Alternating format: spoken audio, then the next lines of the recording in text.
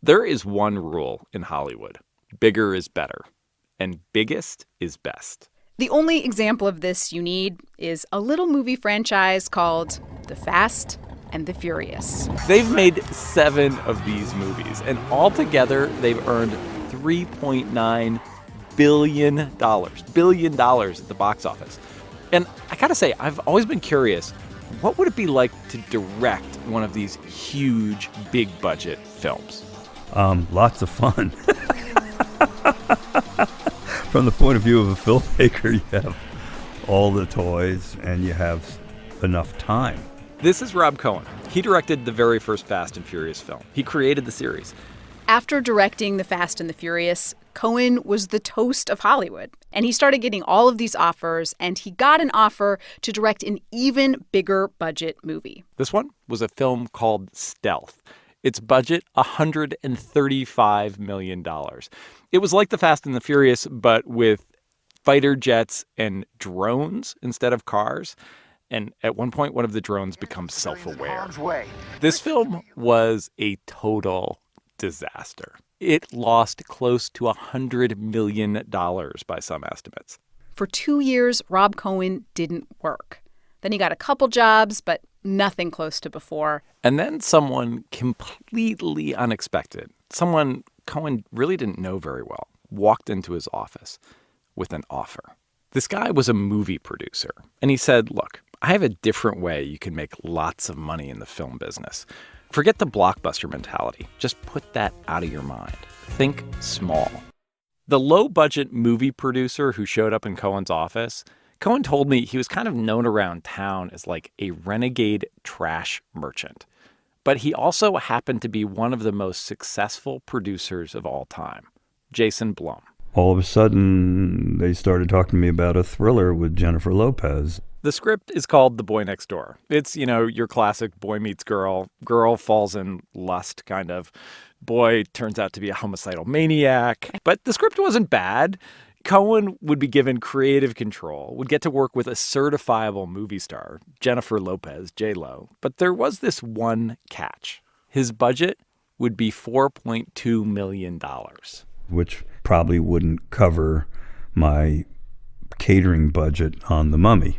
I know $4.2 million sounds like a lot, but in Hollywood math, that is low budget.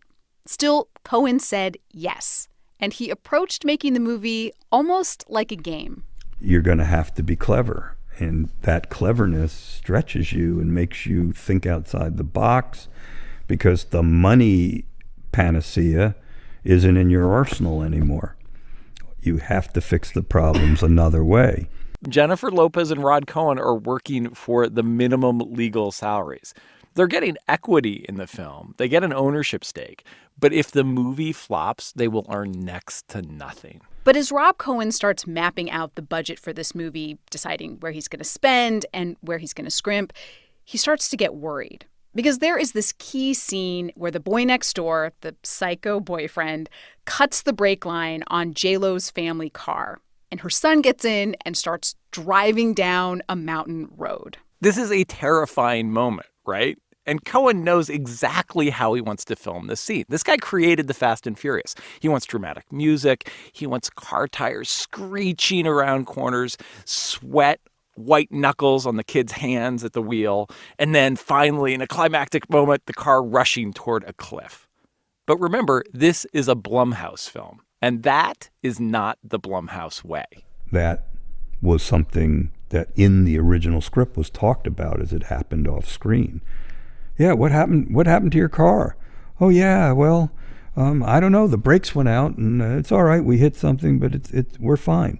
Cohen tells Blum, this won't work. I went, you can't. The boy next door has cut their brake lines so that they're going to get killed. You can't do that off screen and talk about it. You have to show it. But then it was like, well, how can you afford it? It can't be afforded. And then I went, oh, I think I can. So Cohen calls some old friends from the Fast and Furious days, and they give him a discount on one car chase scene. But even a discount car chase cost hundreds of thousands of dollars. So Cohen is burning through his budget. And when it gets to the climactic scene, the scene where Jennifer Lopez starts fighting back, where she takes out Ryan Guzman, the evil boy-next-door boyfriend, at this critical moment, and Rob Cohen is running out of cash. And not to, spoil the surprise here, in the script, J-Lo is supposed to stab a hypodermic needle directly into Ryan Guzman's eye. Ugh. Cohen, he wanted to build a prosthetic head and do the scene right, but he's basically completely out of cash. And it turns out a fake head, one fake head, costs $24,000. And Blum's response? No way. When Blum says no more money, Cohen goes to the studio, Universal, who was thinking about distributing this film, and he says, look, if you guys can give me $300,000, just $300,000, I can get a couple extra days of shooting, and I can make this great.